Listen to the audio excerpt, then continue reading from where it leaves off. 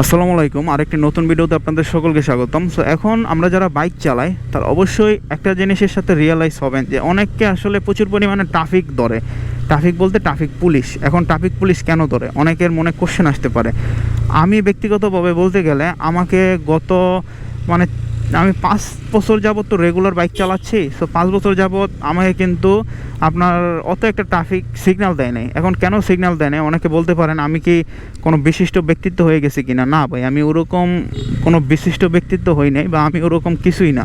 আমাকে কেন traffic signal দেয় নাই? আমার রাইডিং স্টাইল ভালো তা না, আমি চেষ্টা করি ভালো মতো বাইক চালানোর জন্য, যেটা দেখলে আর কি পুলিশ বুঝতে পারবে যে অ্যাটলিস্ট এই লোকটা মানে কোনো ক্রাইমের জন্য বের হয় নাই বা এরা আসলে সব কিছু ঠিক আছে।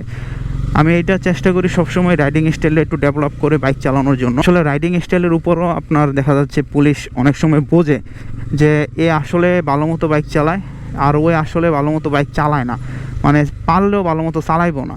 কিছু কিছু লোক আমাদের দেশে আসে না যে আপনার বাইক নিয়েই জাস্ট রাস্তায় বের হয় ওই আপনার রোড রেসিং করার জন্য। ওই রকম লোক আসলে পুলিশ দেখলে বোঝে, কারণ তাদের তো একটা ট্রেনিংয়ের মাধ্যমে দিয়ে যেতে হয়, যেটা আসলে আপনার অনেকে আমরা ভাবি যে কেন আমার প্রতিবার ধরে, কেন আমার প্রতিবার সিগন্যাল দেয়, আমার সাথে কি পুলিশের শত্রুতামি আছে বা আমার সাথে কি এই ট্রাফিক পুলিশের ঝামেলা আছে।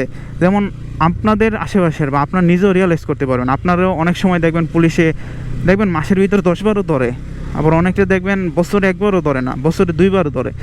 এখন কেন সবার ক্ষেত্রে এমন হয় কেন আর আমার ক্ষেত্রে এমন হয় কেন? এরকম অনেক সিচুয়েশন আমরা ভুগি।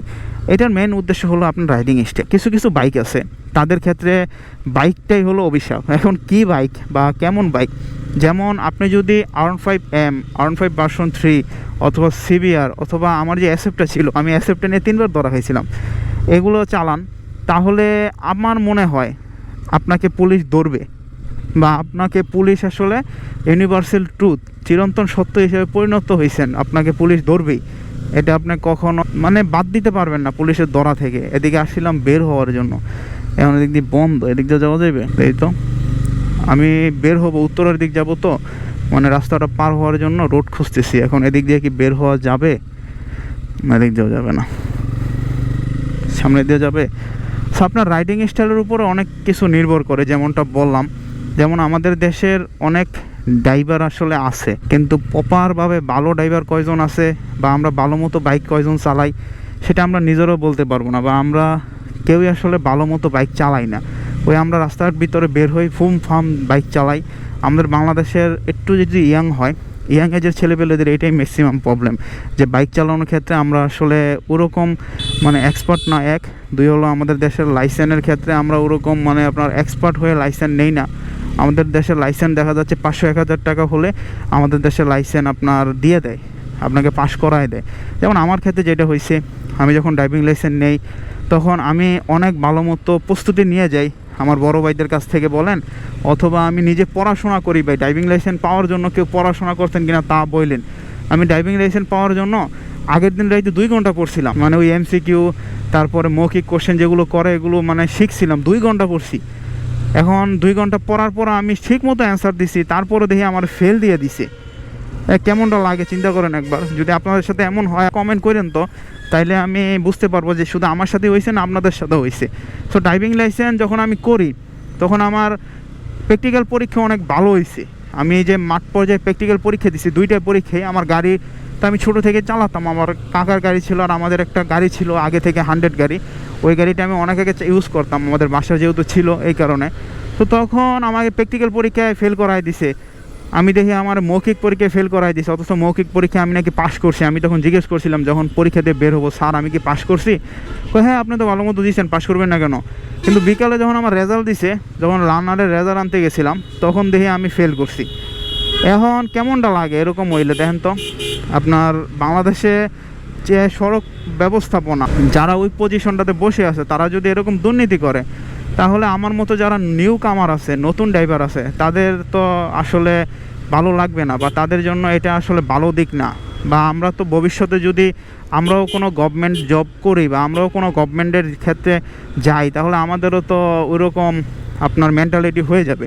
সো এটা আসলে মেন্টালিটি পরিবর্তনের বিষয়। এটা আমাদের বাংলাদেশের মানুষদের অনেক সমস্যা আছে মেন্টালিটির। দেখেন রাস্তার উপরে ব্রিজ আছে, ব্রিজ না পার হয়ে রাস্তা দিয়ে দৌড়াচ্ছে, এটা একটা মেন্টালিটির বিষয়। এটা আমরা অনেক উচ্চ বংশীয় জাতির মানুষ, তো এই কারণে আমাদের এই মেন্টালিটিটা জন্মের পর থেকে গড়ে ওঠে আমাদের ভিতরে। আমরা ব্রিজ কোনো দিন পার হই না, আমরা রাস্তা দিয়ে দৌড়ে করে পার হতে পছন্দ করি। তো বাংলাদেশে মানুষ যখন রাস্তায় বের হয় বা বাংলাদেশের ট্রাফিক পুলিশ কীভাবে বোঝে যে মানুষকে ধরবে, এটা আসলে আপনার রাইডিং স্টাইল আমি বলবো 100%। এখন আমি নিজে কিন্তু ড্রাইভিং লাইসেন্স ছাড়া 9 মাস গাড়ি চালাইছি। 9 মাস বলতে আমার কি ড্রাইভিং লাইসেন্স তখন ছিল না? হ্যাঁ, আমার ড্রাইভিং লাইসেন্স তখন ছিল না। আমি বলতেছি এই কথাটা 2017 সালের কথা।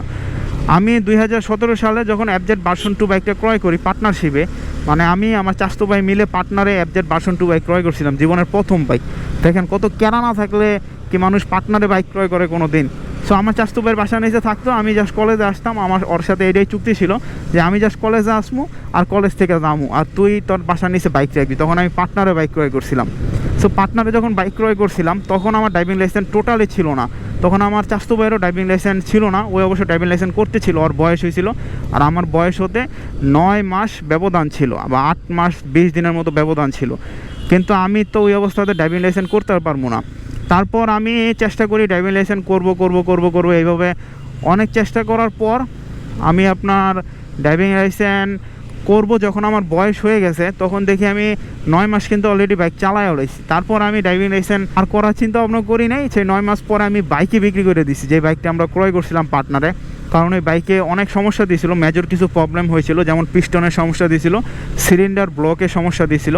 কেন সমস্যা দিয়েছে? কারণ ওই বাইকটা ছিল আপনার 22,000 কিলোমিটার চলা, আর আমরা বাইকটা চালাইতে আপনার টোটাল একদম আপনার 27,000 কিলোমিটার চলে গেছে। সে একটা 27,000 কিলোমিটার বাইক চললে বাইকটা তো অবশ্যই কাজ করাতে হয়। আর আমরা শুরুতে বুঝতাম না যে কাজ করালে বাইক চালানো যায়। এটা আমাদের লাইফের ফার্স্ট বাইক ছিল, অবশ্য যেহেতু দুইজনেই মিলে কিনছিলাম, সো দুইজনের মনেরও একটু মনোমালিন্য হয়েছিল যে বাইক ঠিক করলে মনে হয় বাইক চলে না। বা আমাদের কিছু ভাই ব্রাদার ছিল। 2017 সালে কিন্তু বাংলাদেশে অত একটা ইউটিউব ফেসবুক প্রচলন ছিল না, ইউটিউবে অত একটা মোটো ব্লগার ছিল না, থাকলেও হাতে গোনা কয়জন সেটা আপনারা বুঝতেই পারতেন যে এই মোটো ব্লগগুলো করতেছে মনে হয় পাগলের মতো পেঁচাল পারতেছে। যেমন এখনও অনেকে আসলে ক্যামেরা দেখে বলে যে পাগলের মতো পেঁচাল হয়ে লাভ কী ভাই? আমার ওই দিন একজন প্রশ্ন করে যে ভাই আপনি পেঁচাল যে পারতেছেন কোনো লাভ পান? আমি কি না ভাই, লাভ পাই না, আমার নিজের করতে পছন্দ হয় এই কারণে আমি করতেছি, আমি তো কোনো লাভের জন্য করি না বা আমি তো কোনো বেনিফিটের জন্য করি না। সো এরকমই আর কি, যারা আসলে 2017 সালে মোটো ব্লগ কী সেটা বুঝতো না, তারা এখনও বোঝে না। তাদের ওরকম একটা লোক বা ওরকম একটা জনসংখ্যা এখনও আছে বা এখনও এটা থাকবে। আর রাস্তার কি অবস্থা দেখছেন, কি জাম রাস্তার ভিতরে ভাই। এখন বাজে 8:21, আমি যাচ্ছি অবশ্য পাশার দিকে। আমি সকালে বেরিয়েছিলাম 2-3টা ভিডিও শ্যুট করার জন্য, এখন অবশ্য ভিডিও শ্যুট করে জাস্ট আপনার বাসার দিক চলে যাব। আর রাস্তার ভিতরে কি যানজট, মানে প্রচুর পরিমাণে যানজট রাস্তার ভিতরে, এত পরিমাণে যানজট। এখন এই এয়ারপোর্ট খিলক্ষেত রোডটায় প্রচুর পরিমাণে আপনার যানজট থাকে। এর প্রধান রিজন হলো খিলক্ষেতে আপনার কাজ চলতেছে। সো খিলক্ষেতে কাজ চলার কারণে এই রোডটাতে প্রচুর পরিমাণে যানজট থাকে। এই রোডটাতে আগে এরকম ছিল না। ওই খিলক্ষেতে যেহেতু কাজ চলতেছে, এখন আপনার গাড়ির চাপও প্রচুর, যানজটও প্রচুর। তো যানজটে তো কিছু বলা যাবে না, তারপরও দেখি যতক্ষণ বলা যায় আপনাদেরকে বলি। সো এই কারণে আপনারা অবশ্যই আপনাদের যদি রাইডিং স্টাইল অনেক অ্যাগ্রেসিভ হয়, নাইমেই জাস্ট রেসিং করার চিন্তা ভাবনা করেন, এগুলো পরিহার করেন। আমি মনে হয় এগুলো পরিহার করলে আপনাকে পুলিশ কম ধরবে, বা ধরলেও আপনাকে একটা মানে সুশীল ওয়েতে ধরবে, ওই আপনার বাসার দিবে না। যেমন আমাদের অনেকটা দেখবেন পুলিশ দইরাই মামলা দিয়ে দেয় যে তুমি আইন ভঙ্গ করছো। হ্যাঁ, এটা স্বাভাবিক, কারণ বাংলাদেশে মোটর সাইকেল বিশেষ করে ঢাকা শহরে যে পরিমাণে আইন ভঙ্গ করে, আর হলো আপনার অটোরিকশা যে পরিমাণে বেপরোয়াভাবে চলে, এই দুইটা যানবাহন বাংলাদেশে সবচেয়ে বেপরোয়াভাবে চলে এবং সবচেয়ে আপনার সমালোচিত যানবাহন। আমাদের মোটর সাইকেলের ভিতরেও কিছু ভাই ব্রাদার আছে যারা অনেক উশৃঙ্খলভাবে মোটর সাইকেল চালায়। ইভেন এটা সব যানবাহনের ক্ষেত্রে আছে, আপনার গাড়ির ক্ষেত্রেও কিছু ড্রাইভার আছে দেখবেন প্রচুর উশৃঙ্খল, তারা কিন্তু কোনো মতেই আপনার সুশৃঙ্খল হতে পারবে না। এটা তাদের একদম ব্লাডের সাথে মিশে গেছে উশৃঙ্খলতা। এই কারণে সব ডিপার্টমেন্টেই কিছু খারাপ কিছু ভালো লোক আছে, থাকবে। এটা যেমন আপনার সত্যি কথা, তেমন আপনার এটা আপনাকে মেনে নিতে হবে, বা এটা আপনাকে সবসময় মানতে হবে যে এই ডিপার্টমেন্টে এই খারাপ লোকগুলো আছে বলেই পৃথিবীটা এত বিউটিফুল বা এত সমালোচনা আমরা পৃথিবীতে মুক্তভাবে করতে পারি। বা বাংলাদেশে তো এর আগে আপনার সমালোচনা করাই যেত না কোনো কিছু নিয়ে, কারণ একটা রিজিয়ম বাংলাদেশে ছিল, সেই রিজিয়মটা কিন্তু বাংলাদেশে আপনার অনেক দিনই এস্টাবলিশ করে গেছিলো যে কোনো কথা বলবা না তুমি, জাস্ট তুমি শুনে যাবা, যেটা আমরা বলি সেটাই শুনবা। ওই রিজিয়মটা বিলুপ্ত হওয়ার পর এখন আমরা মন খুলে প্রাণ খুলে কথা বলতে পারি, আমাদের মনের কথা আপনাদেরও বলতে পারি, আপনারাও শুনতে পারেন বা আপনারাও শুনে এটার পক্ষে বিপক্ষে অনেক যুক্তিও বলতে পারেন, যেটা আসলে যদি একটা দেশে থাকে সে দেশের জন্য ভালো, সেই দেশের সার্বিক ব্যবস্থাপনা বলেন, ইকোনমি বলেন, সব দিকই ভালো। এই কারণে আমি যেটা সবসময় মনে করি যে আপনি যদি একবারে সমালোচনা করতে পারেন তাহলে ভালো। এখন আসেন, আয় হায় রে খাইছে সিএনজি, এখনই পড়িয়া অবস্থা টাইট হয়ে যেত ভাই। রাস্তার ভিতরে প্রচুর ট্রাফিক থাকলে যেমনটা হয় আর কি। আর এখন সকালের দিকে সবাই অফিসগামী, এই যাত্রীগুলোর চাপ প্রচুর রাস্তার ভিতরে। বাংলাদেশে ঢাকা শহরে বিশেষ করে সকালের দিকে প্রচুর পরিমাণে অফিসগামী যাত্রীদের চাপ থাকে। এই কারণে সকালে ম্যাক্সিমাম দেখা যাচ্ছে আপনার রোডের ভিতরে যানজটগুলো হয়। শর্টকাট মেরে দিব, কারণ মেন রোডে প্রচুর জাম। আর মেন রোডে আপনার যে পরিমাণ জাম লাগছে, এটা আমি খিলগাঁও যেতে যেতে আমার 10-15 মিনিট লেগে যাবে। আর এইটুকু আমি পার হলে অলমোস্ট 2-3 মিনিটের ভিতর আমি খিলগাঁও ঢুকে যাব ভিতর দিক দিয়ে। যারা রাস্তাটা চিনেন তারা অবশ্য চিনেন, আর যারা চিনেন না তারা এখন চিনে নেন, কারণ আমি ভিডিওটা আরও কিছুক্ষণ কন্টিনিউ করব। এখন শেষ পর্যায়ে এসে পড়েছি, তারপরও 2-3 মিনিট লাগবে। 2-3 মিনিটে আশা করি ভিডিওটা শেষ হয়ে যাবে। আর এই যে লোকাল রোডে মানে এলাকার ভিতরে তো আছেই, মিরপুরের দিক দিয়ে এরকম অটো রিক্সা চলাচল করে। এই অটোগুলো কিন্তু প্রচুর ডেঞ্জারাস, আপনাকে তো কোনো দিক দিয়ে সাইড দিবেই না। আপনি যে একটা গাড়ি চালাচ্ছেন ওরা সেটা মনেই করবে না, ওরাই সর্বা, ওদের কোনো ব্রেক নাই, কিছুই না। এগুলো নিয়ে কথা বলতে গেলে অনেক বিস্তৃত হয়ে যাবে। সো ওইটাই আর কি, আপনি যদি গাড়ি চালান, আপনি যদি বাইক চালান, আপনি যে ভেহিকেলই চালান না কেন, আপনার রাইডিং স্টাইল যদি অনেক উশৃঙ্খল হয়, আমি মনে করি আপনার রাইডিং স্টাইলটা আগে প্রপারভাবে চেঞ্জ করেন। এখন প্রপারভাবে কীভাবে চেঞ্জ করেন? আপনি তো রাইডিং স্কুলে ভর্তি হতে পারবেন না, না ভাই। এখন আপনি যদি উশৃঙ্খলভাবে চলাচল করেন, যেমন ফুটফাত করে আপনি গ্যাপে গোপে ঢুকাইয়ে দেন বা হেলমেট ছাড়া চলাচল করেন, এগুলো পরিহার করেন। আশা করি এগুলো পরিহার করলে আপনি সার্জেন্ট বলেন, ট্রাফিক পুলিশ বলেন, কারো কাছে আপনি ধরা খাবেন না। যেই ধরাটা আপনি অনেকে আসলে কমেন্ট করে কিছুদিন পরপর দেখি বাইকিং বিভিন্ন গ্রুপে, যে আমারই কি খালি সার্জেনে ধরে, বা এত পরিমাণে সার্জেনে খালি আমারই ধরে। ভাই আপনারে ধরে না, সার্জেনে সবারই ধরে। কারণ আপনি হয়তো আইন কানুন একবারেই মানেন না, বা আপনি হয়তো আইন কানুন ওরকম প্রশ্রয় দেন না, এই কারণে আপনারে পুলিশ বেশি ধরে বা আপনি একটু বেশি ধরা খান। যেটা আসলে অন্য কেউ আইন শৃঙ্খলা মানে বলে সে বছরে একবারও ধরা খায়।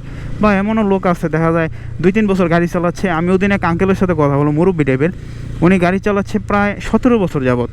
উনি আমার বললো, বাবা দেখো আমি গত 5 বছর যাবৎ মনে একবারও সার্জেনের কাছে ধরা খাইনি।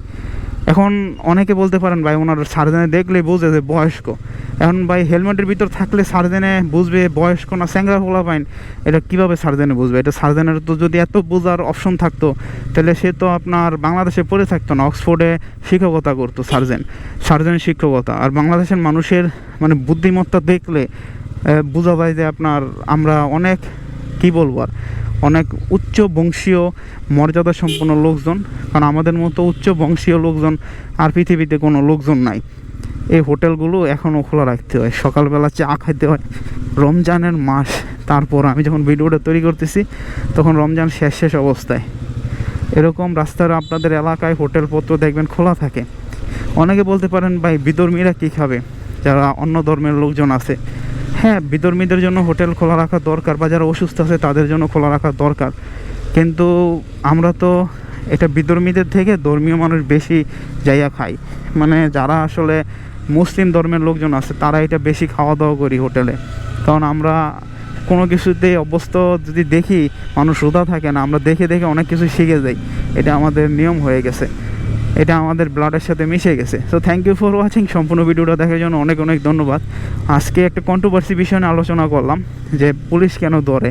আমার মতামতের সাথে যারা একমত কমেন্ট করতে পারেন, যারা দ্বিমত কমেন্ট করলে আমি বুঝতে পারবো, আরও নতুন কিছু শিখতে পারবো যে ভবিষ্যতে আমাকে কোন অংশটুকু ভালো করতে হবে, স্পেসিফিক পার্ট, ভবিষ্যতে কোন জায়গাটুকু আমি যদি আরও ডেভেলপ করি তাহলে আরও ভিডিওটা সুন্দর হবে। অনেকে আসলে আমাকে ভালো ভালো কমেন্ট করে, আমি তাদের জন্য অনেক কৃতজ্ঞ। আপনাদের জন্যই আমি আসি, আর আপনারা ভিডিওটা দেখেন বলে আমি প্রতিনিয়ত ভিডিও আপলোড দিচ্ছি। সো আমার ভিডিওর কিন্তু একটা চ্যালেঞ্জ চলতেছে। এর আগে আমি 10 দিনের চ্যালেঞ্জ নিয়েছি, আলহামদুলিল্লাহ 10 দিনের চ্যালেঞ্জ আমি ফুলফিল করতে পারছি। এখন আমার চলতেছে 20 দিনের চ্যালেঞ্জ। সো 20 দিনের চ্যালেঞ্জটা যদি আমি পূরণ করতে পারি, একটা না 20 দিন আমি যদি ভিডিও দিতে পারি, তারপর আরেকটা চ্যালেঞ্জ আমি নিব, সেই চ্যালেঞ্জটা আমি আপনাদেরকে বলে দিব। এখন এর আগে আমি একটা কথা আপনাদের বলছিলাম, আমার কাছে কিছু কি রিং আছে। আমি ওই যে শেল অ্যাডভান্সের আপনার মোবিল কিনছিলাম, মানে মোবিল বলতে ইঞ্জিন অয়েল। সেই ইঞ্জিন অয়েলগুলো কেনার পর আমার কিছু কি রিং দিছে, সেই কি রিংগুলো আমি আপনাদের দিব, কিন্তু আপনারা কমেন্ট টমেন্ট করেন না। এখন কীভাবে দিব? আমি এগুলোকে মানুষকে গিফট করে দিব, ওইটা আপনারা কমেন্ট করে জানাতে পারেন।